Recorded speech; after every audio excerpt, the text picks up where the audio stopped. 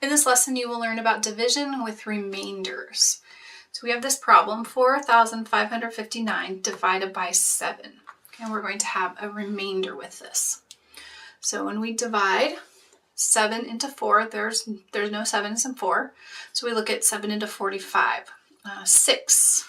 6 times 7 is 42. We subtract, we get 3. Bring down a 5. How many 7s in 35? Well, there are 5.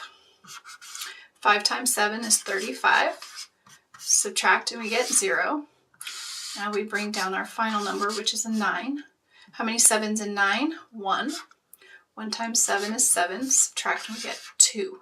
So we have 651 and we have a remainder of 2 because this 2 is what's left over and nothing else to bring down. That's the end of our lesson on division with remainders.